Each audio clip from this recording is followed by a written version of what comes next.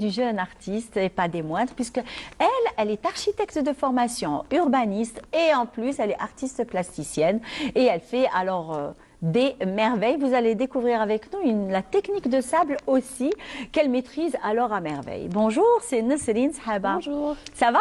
Très bien, et vous, Vous allez bien? Très bien, Vous merci. avez un petit peu la pêche de bon matin? Oui, toujours, je suis très matinale. Ah bah très bien.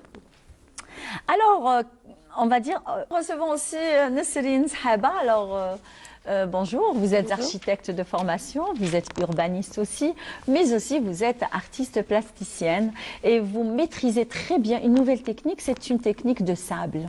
Oui. Parlez-nous un petit peu déjà de votre parcours. Alors, j'ai fait une formation d'architecte à l'université de Lusto.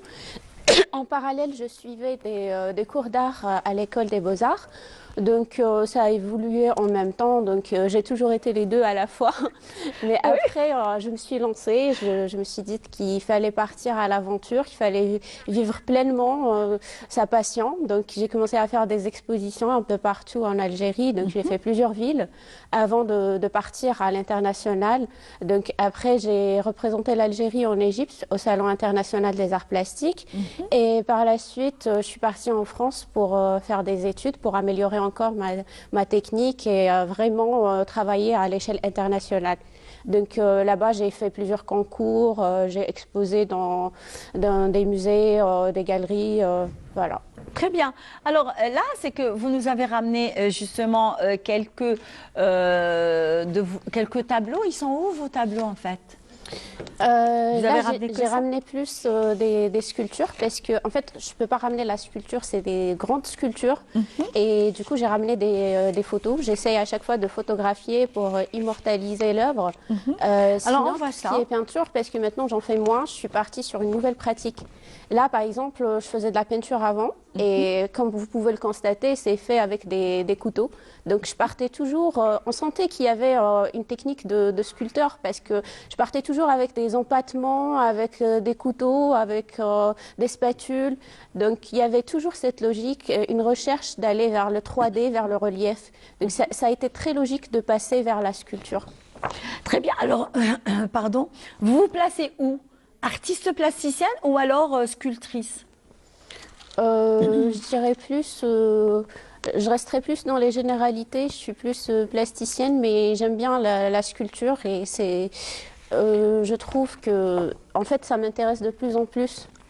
Donc, parlez-nous de cette nouvelle technique de sable que vous maîtrisez d'ailleurs très bien.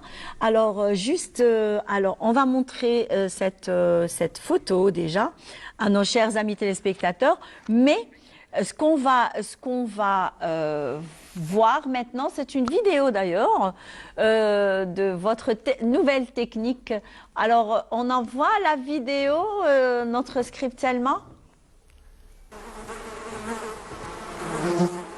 Voilà.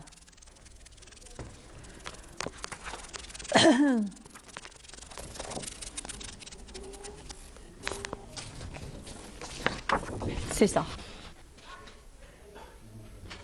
C'est très joli ça. Alors comment vous faites? Quelle est la technique? Alors, je rassemble d'abord du sable avec de l'eau de mer généralement, parce que je travaille plutôt sur la plage, à moins qu'il ne fasse pas très beau. Donc, j'avais débuté sur les plages. C'est un mélange de sable et de l'eau de mer.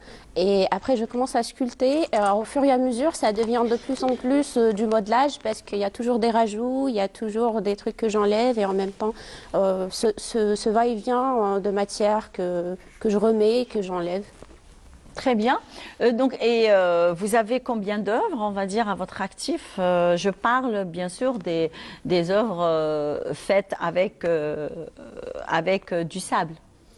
Alors, je ne saurais pas les compter. Ça fait Il y en a 2 ans beaucoup? que je fais de la sculpture sur sable, mais je dirais peut-être une trentaine ou une quarantaine.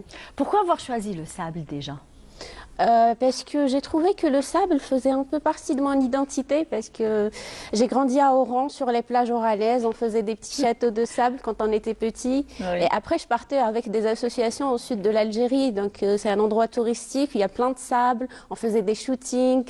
Donc le sable, ça m'a toujours passionnée, j'ai toujours voulu faire quelque chose avec. Très bien. Alors parlez-nous de votre exposition d'ailleurs qui se passe actuellement à Civeuil. Donc parlez-nous un petit peu de cette, on va dire, du choix de vos tableaux que vous avez exposés cette fois-ci. Alors cette fois-ci, j'ai ramené une vingtaine de tableaux avec une vidéo aussi. Du coup, c'était pas vraiment des tableaux, c'était des photos de sculpture, encore une fois, parce qu'elles étaient trop grandes. J'ai pas encore développé une technique qui me permet d'avoir des sculptures durables. Et puis l'aspect éphémère du sable, ça m'intéresse vraiment parce qu'on peut refaire et refaire à l'infini. Et c'est ça ce que je trouve de passionnant dans le sable. Donc je suis partie sur des photographies sur le thème d'une maladie chronique et qui est très peu connue. Donc c'était l'endométriose. Ah oui, Oui. qui concerne beaucoup plus les femmes Qui concerne et les qui femmes. ne se rendent même pas compte qu'elles ont cette maladie et après elles vont découvrir le poteau rose et voilà. Donc ça m'a permis d'avoir des rencontres avec des médecins, avec d'autres personnes qui sont malades et qui n'osent pas parler de ça. Vous les avez rencontrées? Oui. Et c'est à travers ces rencontres que vous avez pu, on va dire, faire vos tableaux, faire vos sculptures? C'était un petit peu ça avant de commencer, parce que je discutais beaucoup avec des personnes qui avaient le même problème que moi. Mais après, durant l'exposition, c'était aussi une autre manière de voir les choses. C'était du partage. C'était à travers de l'art de vivre une expérience un peu nouvelle. Très bien. Alors, vos projets, des rendez-vous Des rendez-vous par rapport à annoncer? Est-ce qu'il y a d'autres rendez-vous d'exposition? Il y en aura sûrement, parce que je postule en ce moment, j'essaye de voir plusieurs galeries, donc il n'y a rien de sûr, mais je continue mon parcours avec des concours, avec des expositions, et à chaque fois, ça sera lancé auparavant sur Instagram ou sur Facebook. Très bien. Donc, rendez-vous pris pour Nesrine Shaba qui se trouve ici dans sa ville natale où elle expose à Civeuil et ça va être demain, c'est le dernier jour de l'exposition.